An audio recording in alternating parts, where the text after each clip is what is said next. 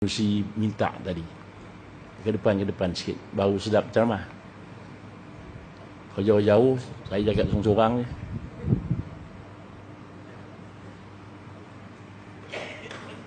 Ke depan peri je tak bayar. Kalau stadium kena bayar, dia ke depan.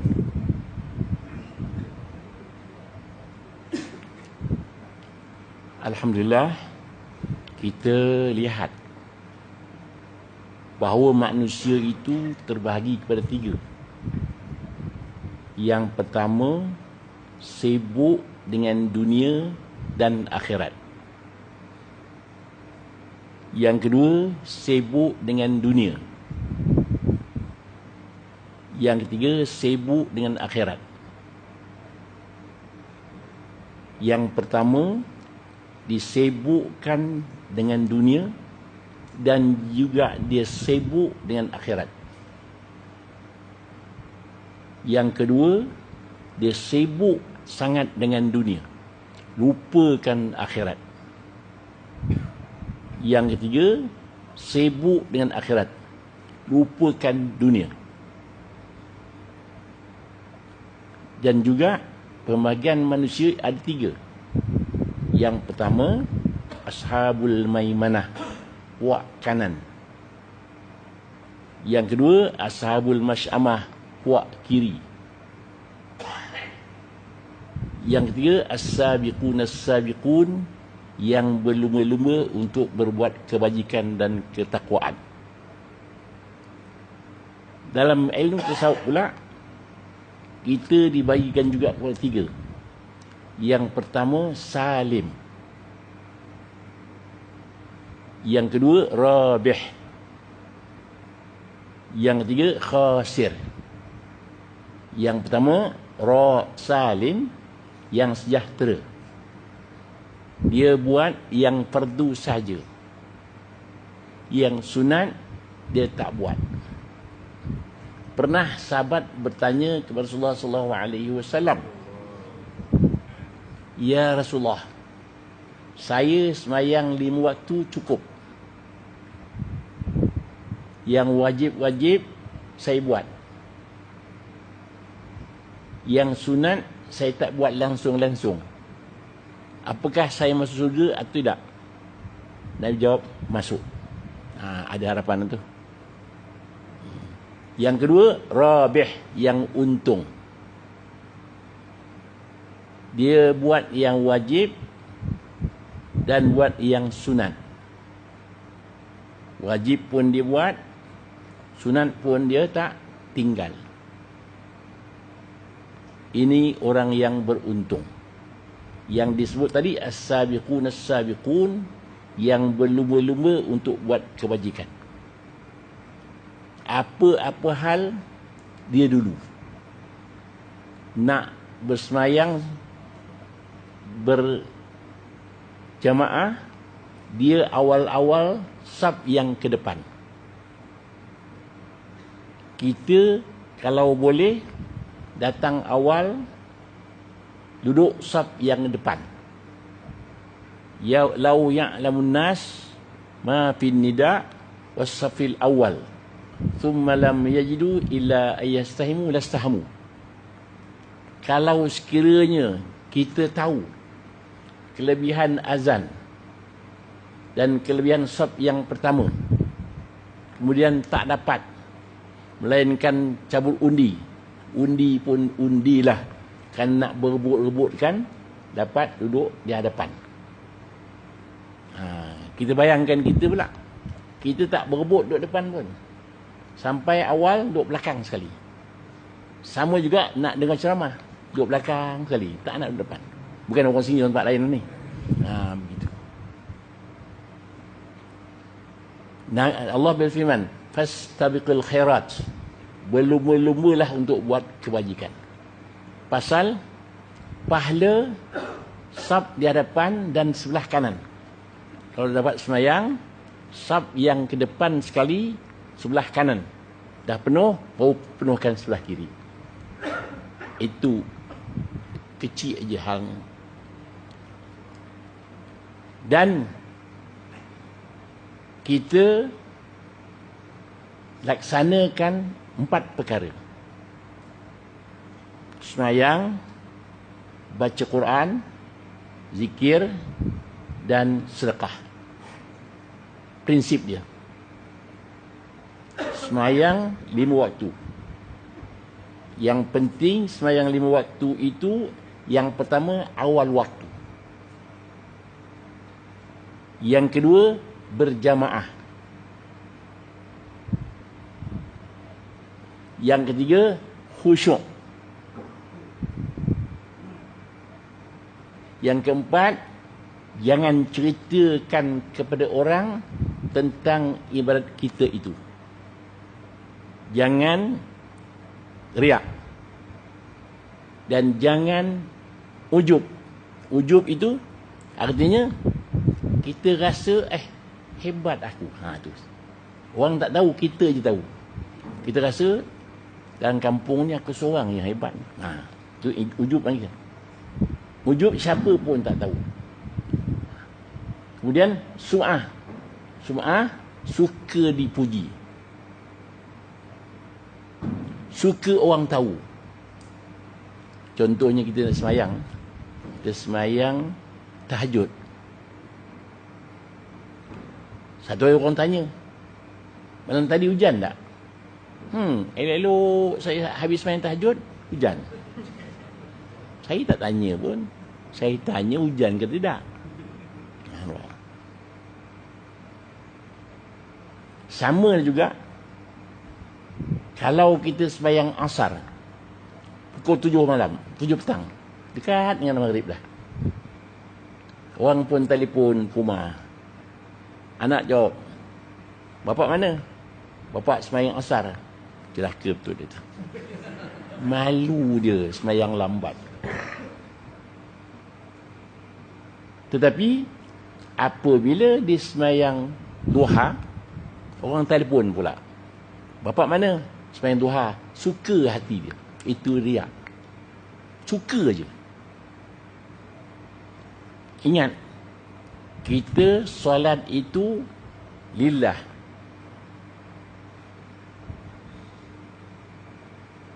Kerana Allah Subhanahu wa taala. Orang puji ke, orang tak puji ke, orang suka ke tak suka ke, sama aja. Itu yang pertama. Solat fardu yang pertama awal waktu. Pasal awwalu ma yuhasabu al-'abdu yawm al-qiyamah as-salah. Fa in qubilat sa'iru amalih, wa in ruddat sa'iru amalih. Atau kama qala. Sesungguhnya perkara yang mula-mula dihisab hari kiamat besok ialah solat, semayang. Kalau semayang itu diterima, yang lain-lain pun diterima. Kalau semayang ditolak, yang lain-lain pun ditolak. Sekarang ni kan banyak orang berpuasa tapi tak semayang. Itu. Kalau kita pergi berbuka puasa di hotel, habis berpuasa, habis berbuka, ramai orang yang tak semayang maghrib. Habiskan makan. Tapi puasa. Satu ketika saya buka di restoran yang malang sekali. Elok nak tunggu azan. Satu kawan tu pun nak berbuka puasa bersama sebelah meja lah. Minum arak. Itu canggih tu. Elok buang aja, minum arak. Itu kelebihan orang kita. Tu nak cerita je lah. Itu sebabnya Syed Umar kata apa? Jangan, sesungguhnya Allah Ta'ala menyembunyikan 4 dalam 4. Yang pertama, Allah sembunyikan kemurkaannya pada suatu maksiat. Jangan buat maksiat walau kecil sekalipun, dibimbangkan itu penyebab Allah Ta'ala murka kepada kita. Saya ulang lagi sekali.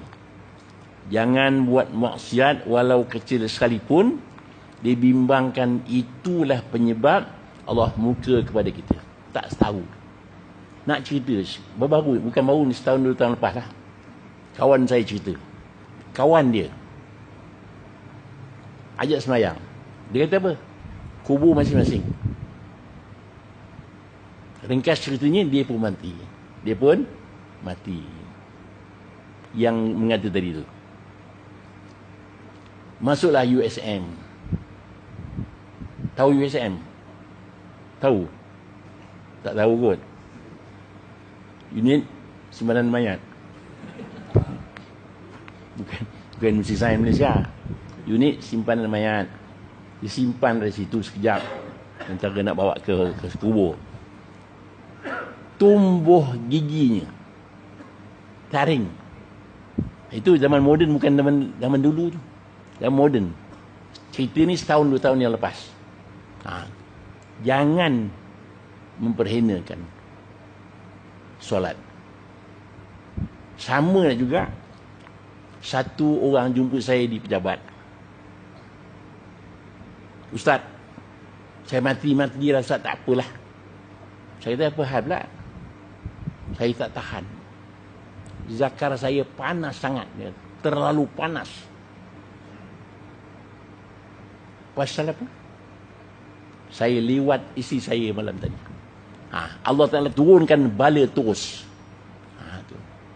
Jangan buat. Sekiranya Allah Ta'ala nak tunjuk, Tuhan tunjuk terus. Itu pun nasib baik lah. Nasib baik dia dapat penyakit begitu supaya dia tak buat lagi. Mudah-mudahan dia menyesal, Allah ampunkan dosanya. Itu sebabnya kita ni, kalau orang alim mati, nampak payah sangat mati dia. Pasal apa? Kemungkinan Allah Ta'ala nak ampunkan dosanya, dosa yang belum terampun. Atau Allah nak angkat darjatnya di sini. Itu sebabnya kalau orang mati susah, kita jangan kata apa-apa. Jangan tengok. Aku tengok dia mati susah, masuk neraka lah tu. Jangan. Kadang-kadang orang fasik mati susah kerana Allah Ta'ala nak ampunkan dosanya. Jadi kita sangka baik. Mati itu ada 3 tanda. Yang pertama, berbuih mulutnya. Yang kedua, merah padam mukanya. Yang ketiga, menengkur seperti lembu kena sembelih. Itu tanda-tanda azab dah turun. Kalau kita jumpa orang begitu, berbuih mulutnya, merah padam mukanya, nengkur seperti lembu kena sembelih, tanda-tanda azab dah turun. Tetapi kita orang awam ini jangan kata apa-apa. Orang-orang alim tengok dia menggiling kepala saja. Jangan kita pandai-pandai tengok, habis neraka lah tu. Jangan. Tetapi sekiranya berpeluh dahinya, mengalir keluar air matanya, kering bibirnya, tanda-tanda rahmat dah turun. Itu tanda-tanda. Tetapi tanda ini tanda saja, bukan confirm. Sama juga kalau kita nak tengok orang mati, 24 jam tengok dahi dia, turun ke bawah lagi 24 jam, atau hidung dia sudah turun. Tetapi kalau tengok di sini 40 hari lagi akan mati. Itu mulahazah. Cuba rasa. Ada tak ada? Kalau tak ada, lagi 40 hari tu.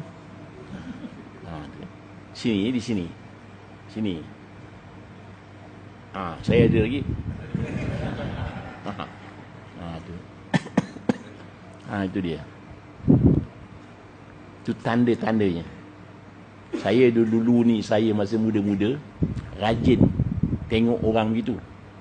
Saya tahu bila nak mati, tapi saya tak berani, takut silap. Masa muda-muda saya berani. Saya kata lepas maghrib habis, betul. Tanda sini.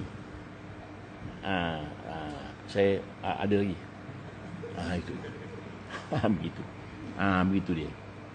Itu yang pertama. Yang kedua, buatlah kebajikan walau kecil sekalipun, boleh jadi itulah yang Allah redha kepada kita. Itu berlumba-lumba buat kebajikan. Kita berlumba-lumba. Semayang pun kita berlumba, baca Quran pun kita berlumba, zikir pun kita berlumba, sedekah pun kita awal-awal lagi. Yang pertama semayang, dan diiringi semayang sunat. Iringi semayang sunat rawatib. So rawatib ni pahalanya banyak. Contohnya, barang rakaat al-fajri khairun minad dunya wa ma fiha. 2 rakaat semayang sunat subuh lebih baik dari dunia dan isi kandungannya. Lebih baik dari dunia. Tuan-tuan kalau datang ke masjid, datang ke surau ni, imam dah semayang dah subuh, dah semayang fardu dah bangun dah, kita boleh tangguhkan semayang subuh tu lepas subuh. Bukan semayang ba'diyah. Ingat, semayang sunat subuh selepas subuh, pasal imam dah semayang subuh. Jangan salah faham pula. Kita suruh semayang lepas subuh, tak boleh semayang. Tetapi kalau kita dah biasa semayang sunat subuh, datang surau, tiba-tiba imam dah semayang fardu,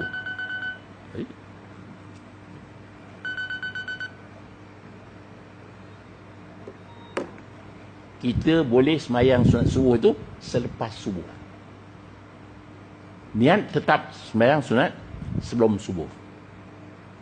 Tapi kadang-kadang kalau orang tak faham, orang kata kita pula, tengok semayang sunat, tak faham, tak tahu lah tu, bodoh dia kata. Dia kata kita bodoh, padahal dia yang bodoh. Begitu. Pasal muakkad, 2 rakaat semayang sunat fajar, semayang sunat subuh, lebih baik dari dunia dan isi kandungannya. Dan barang siapa semayang sunat lepas maghrib 2 rakaat, Allah ampunkan dosanya 20 tahun. 20 tahun. Kalau nak tengok ya, Allah Ta'ala ni sayang sangat pada hamba-Nya sebenarnya. Allah Ta'ala tak bagi kita masuk neraka. Allah Ta'ala nak suruh kita masuk surga juga. Nabi ibadi anni anal ghafurur rahim wa anna azabi wal azabul alim. Beritahu pada hamba aku maha pengasih lagi maha penyayang, tetapi azab aku amat pedih. Itu kita baca yang pertama. Allah Ta'ala sayang sangat pada hamba-Nya, dia tak mau kita masuk neraka. Innal ladzina amanu wa amilus solihat kanat lam jannatul firdausi nuzula. Sesungguhnya mereka-mereka yang beriman dan beramal saleh, baginya syurga Firdaus sebagai ganjaran. Nabi pesan, kalau nak minta masuk surga, mintalah surga Firdaus. Begitu. Berapa syaratnya? Syarat Firdaus itu ada berapa? 6 ke 7. Yang pertama, nak masuk ke Firdaus, yang pertama sembahyang khusyuk. Yang kedua, jangan buat kerja yang lara-lara. Yang ketiga, zakat kena bayar. Yang keempat, jaga kehormatan. Yang kelima, amanah dan janji jaga. Yang keenam, jaga solat. 6. Barulah kita dapat syurga Firdaus. Kita begini, kita jangan cakap saya asal masuk surga, sudahlah. Jangan masuk neraka sudah. Tak, gini. Kita di padang mahsyar besok, kita rasa menyesal. Mengapa aku tak beramal banyak? Sedangkan wali-wali Allah pernah satu ketika lupakan Allah satu saat, martabatnya jatuh ke bawah. Bagaimana pula kita? Tu saya pesankan, kita ni kena berlumba-lumba. Jangan bagi orang lain dulu, kita dulu. Kita rasa cemburu orang beramal. Tu saya pesankan tuan-tuan. Kalau boleh lah, kalau boleh. Yang cenganyi jangan tak boleh, kena boleh. Malam-malam bangun, pukul 4 pagi bangun, sembahyang 2 rakaat wuduk. 2 rakaat taubat. 12 rakaat tahajud. 2 rakaat hajat. 3 rakaat witir. 21 rakaat. Macam boleh? Ada harapan agak-agak? Saya ulang lagi sekali. Wuduk 2 rakaat. Taubat 2 rakaat. Tahajud 12 rakaat. 2, 6 kali. Hajat 2 rakaat. Hajat minta apa? Senang, minta satu je. Ya Allah, ya Tuhanku, makbulkan permintaanku pada bila-bila aku minta dalam keadaan kebajikan. Ya Allah, ya Tuhanku, makbulkan permintaan aku pada bila-bila masa aku minta ke arah kebaikan. Akhir sekali, mayam witir 3 rakaat. Semuanya 21 rakaat. Sama semain tarawih juga. Boleh start malam ni. Kalau tak boleh, pendekkan. 2 rakaat. Witir 1 rakaat. Cukup lah. Tak boleh, tak payahlah. Tidur je lah. Apa faedahnya? Apa keuntungannya? Apabila kita semayang tahajud, apa Tuhan kata? Wa minal laili fatahajjat bi nafilatan lak. Asa ayyab'adzaka maqaman mahmuda. Di waktu malam tahajudlah. Semoga Allah akan utuskan kepadamu makam yang terpuji. Itu yang pertama. Yang kedua, nanti kubur kita terang benderang seperti matahari baru terbit. Kita dalam kubur kan gelap. Gelap gelita. Yang pertama gelap papan tutup dengan tanah. Malam garang lagi gelap. Siapa nak teman kita? Amalan kita lah. Jadi amalan kita jangan cukup setakat itu. Kita mesti tambah. Hari ni 2, besok 4, besok 6, 8 gitu. So saya selalu pesan supaya kita sama-sama senang dalam kubur esok. Mati tak tahu bila. Senang-senang aja mati. Tak semestinya orang sakit tu mati. Tak semestinya orang sihat tak mati. Silap-silap orang sihat pula mati dulu pada orang sakit. Orang sakit di hospital bertahun-tahun tak mati-mati. Tiba-tiba orang sihat pula mati. Itu sebabnya orang mati kadang-kadang senyum je. Dah nampak balasan Allah Ta'ala dah tunjukkan kepadanya, balasan di kubur. Ada orang yang berkedut mukanya kerana malaikat dah tunjukkan tempatnya di neraka. Jadi kita besok mati, biar senyum. Senyum. Orang pemandang tengok senyum, dia suka. Itu sebabnya Bilal bin Rabah nak meninggal dunia. Apa kata isteri dia? Wahai Bilal, sayu rasa hati aku kau nak meninggal dunia. Apa kata Bilal? Wahai isteri aku, suka aku nak mati. Sempat cepat aku bertemu dengan sallallahu alaihi wasallam. Kita pun begitulah. Jangan mati besok takut. Jangan takut kepada mati. Takut mati pun mati, berani mati pun mati. Suka mati pun mati, tak suka mati pun mati. Yang untungnya kita ni cepat mati. Cepat. Tak sama orang dulu. Orang dulu lambat mati. Umur umat Muhammad ni 60 hingga 70 je. A'maru ummati baina sittin wa sab'in. Umur umat aku antara 60 hingga 70. Kalau umur kita 69 tahun, 11 bulan lagi sebulan. Tapi tak semestinya orang tua mati, orang muda pun mati. Jadi itu sebabnya kita kena amalkan laqad ja'akum rasulun min anfusikum azizun alaihi ma anittum harisun alaikum bil mu'minina raufur rahim. Fa in tawallaw qul hasbunallahu la ilaha illa huwa alaihi tawakkaltu wa rabbul arsyil azim. Hari-hari baca. Hari ini baca, hari ini tak mati. Besoklah mati. Besok baca lagi, tak mati, lusalah mati. Ha, begitu. Satu ulama mengamalkan laqad ja'akum. Malaikat pun pening. Malaikat kata apa? Bila kau nak berhenti baca laqad ja'akum ni? Pasal barang siapa membaca laqad ja'akum ini, dia tak akan mati hari itu. Amalkan. Tapi janganlah kita katakan aku tak nak mati-mati. Tak. Kita mati itu tempat yang kesukaan. Istirahat. Pasal kita ada dua. Satu jasmani, satu rohani. Itu dia. Habis. Yang kedua. Yang ketiga, baca Quran. Baca Quran 100 ayat sekurang-kurang satu hari. Atau nak tidur, baca surah Al-Mulk, Al-Sajdah, Al-Waqi'ah, Ad-Dukhan. Tambah satu lagi.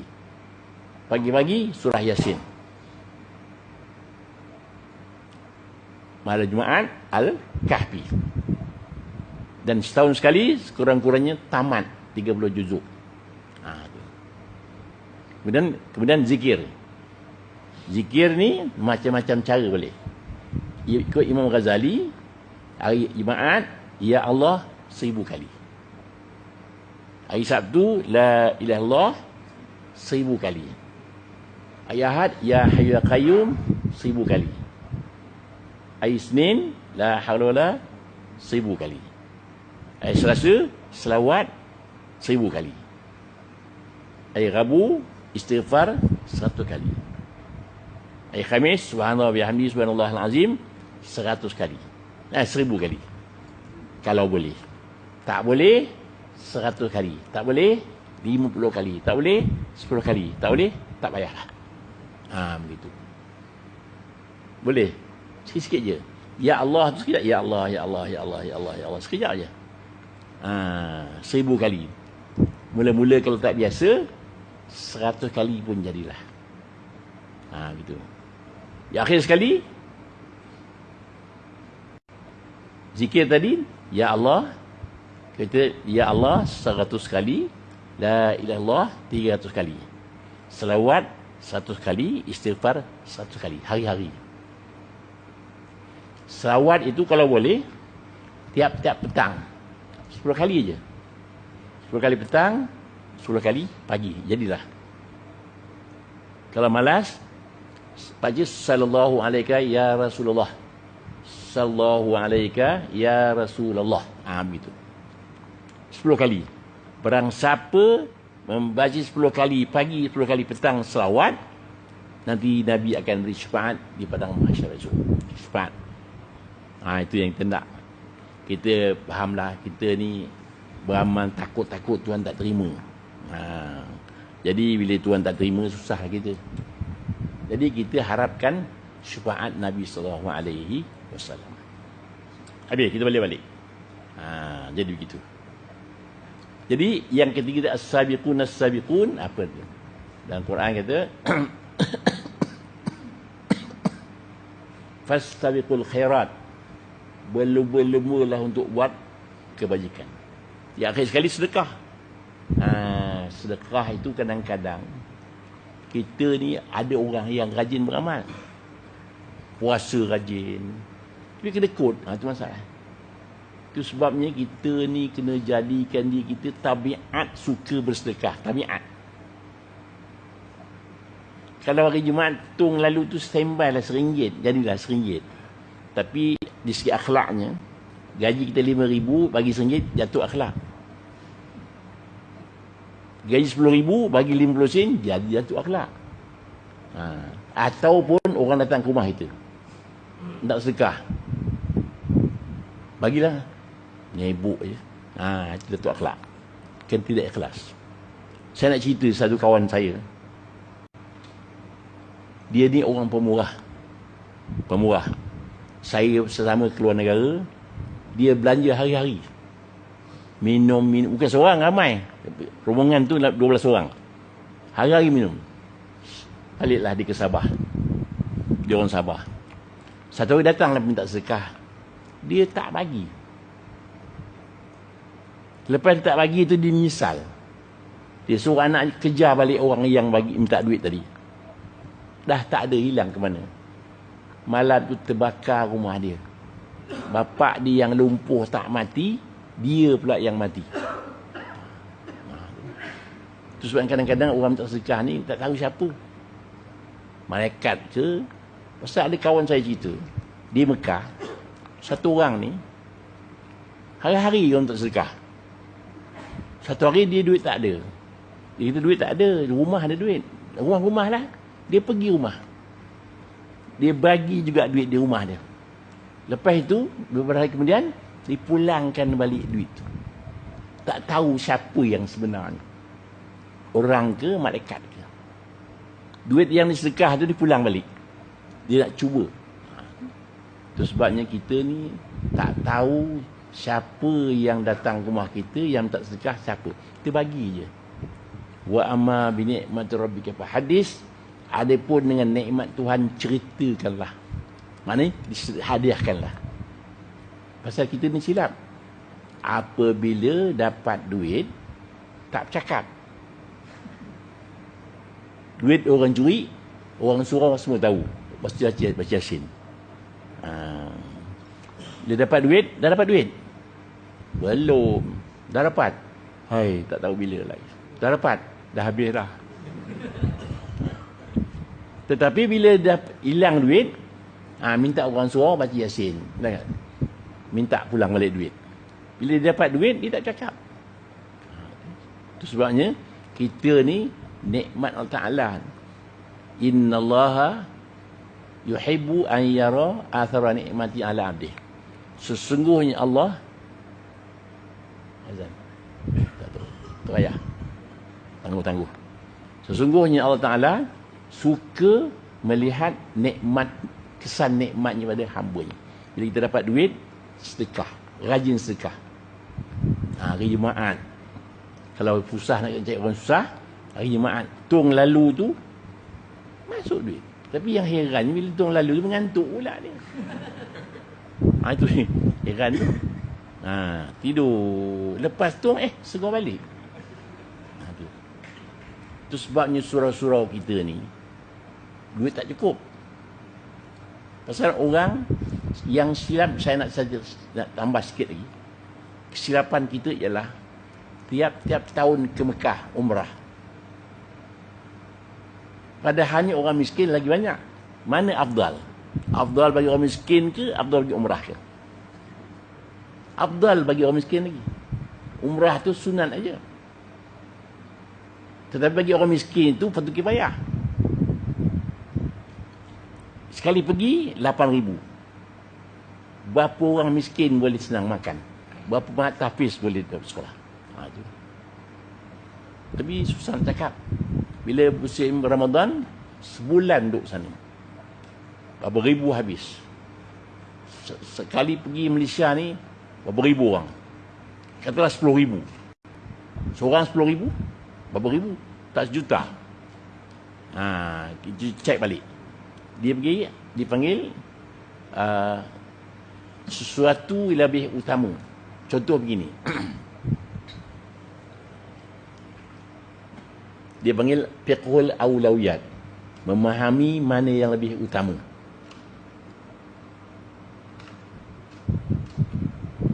Sekiranya kita nak sembahyang, imam dah sembahyang, dah takbir dah.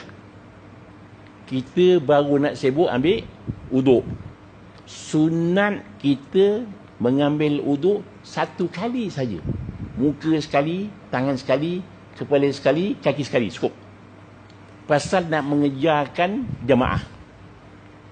Tetapi sekiranya waktu hampir habis, sembahyang maghrib pukul 7.23, 7.30 lah katakan. Kita ambil uduk 7.25. Kalau ambil uduk 3 kali, habis waktu asar. haram hukumnya mengambil uduk 3 kali. Itu memahami mana lebih yang utama.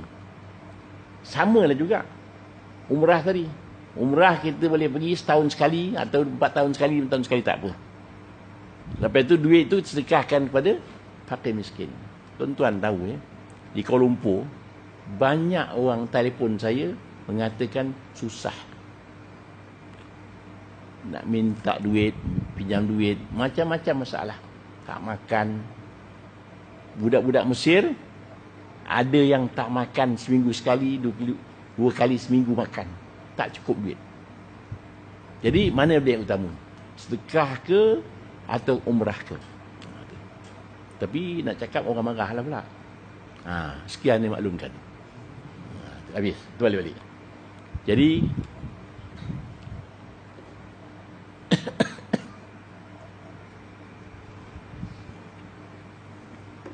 kita perhatikan pula 3 golongan tadi. Yang pertama, sibuk dunia dan akhirat. Yang kedua, sibuk dengan dunia saja. Yang ketiga, sibuk akhirat saja. Kita baca doa, Rabbana atina fid dunya hasanah wa fil akhirati hasanah wa qina adzabannar. Ya Tuhan kami, kurniakan kami kebajikan dunia pun mau, akhirat pun mau. Wabtaghi fima atakallahu darul akhirah wa la tansa nasibaka minad dunya. Tuntutlah apa-apa yang dikurniakan Allah kepadamu untuk akhirat. Maknanya kita ada duit, cari akhirat. Solat jangan tinggal, sedekah jangan tinggal. Dunia kita cari juga. Cari yang halal, sah halalnya. Yang syubhat jangan. Pasal yang syubhat itu akan bergantung kepada sah khusyuk tak khusyuk sembahyang kita. Mengapa kita sembahyang tak khusyuk? Pasal yang pertama, makan tak jaga. Pelaburan-pelaburan tak kisah. Bila orang kata halal ke haram? Halal ke haram? Halal lah. Nakkan duit banyak. Kita biar duit sedikit tapi halal. Sah halal. Itu sebabnya kita yang syubhat-syubhat ni jangan makan. Contohnya merokok lah. Rokok ni ada orang kata haram, ada orang kata makruh. Kita ambillah yang haram, senang. Pasal apa jadi begitu hukum? Pasal mufti ada macam-macam mufti. Ada mufti merokok, ada mufti tak merokok. Mufti merokok kata makruh. Mufti tak merokok kata haram. Contohan dengan ceramah Ustaz Samad. Satu hari dia kata, Tuan Pak Kiai ni tanam berbagai-bagai tanaman, tebu, pisang, keladi, ubi, dan juga ditanam tembakau. Satu malam babi datang. Dia makan habis. Ubi habis, tebu habis. Yang tak dimakannya tembakau. Rupanya dia kata, ulama babi pun kata haram.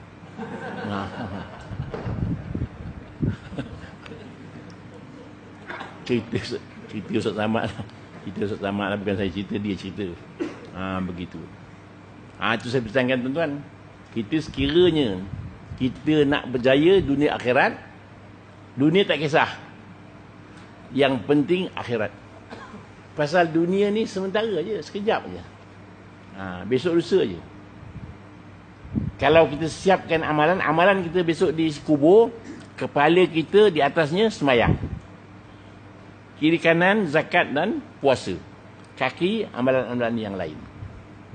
Kita kena perbanyakkan amalan. Banyak amalan, mati pun tak bimbang. Kita kebumikan orang mati pun kita rasa seronok.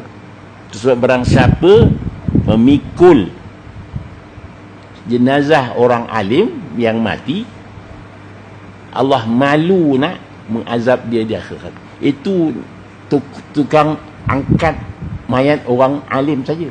Itu. Nak ceritanya berbagai-bagai ibadat yang kita buat yang Allah akan beri kelebihan kepada kita. Begitu. Jadi begitulah tuan. Tak start lagi ni. Belum start lagi. Jadi tak start lagi, kita tangguh dulu kemudian. Jadi sekian saja untuk malam ini. Mudah-mudahan pertemuan kita diberkati dan diridai oleh Allah Subhanahu wa taala. Jadi sebelum kita tangguhkan kuliah kita pada malam ini, kawan saya tadi ni ada bawa dua perkara. Yang pertama, kismis ni telah pun dibacakan Al-Quran untuk terang hati. Yang keduanya buku kesempurnaan solat. Bila saya semak semalam, banyak benda-benda yang patut kita tahu. Kadang-kadang benda yang kecil-kecil kita tak tahu. Bila saya baca semalam, kita buat buku yang kedua, baca balik, buat perubahan balik, tengok-tengok isinya banyak mendorong kepada mengingatkan balik kelemahan-kelemahan yang ada pada kita. Contohnya, kadang-kadang bila kita sembahyang, imam baca Qul a'udzu birabbin nas, perkataan yang pertama. Perkataan kedua Qul huwallahu ahad, makruh lah. Kecil je tu. Ataupun imam baca surah panjang-panjang Al-Baqarah, tetapi tak habis.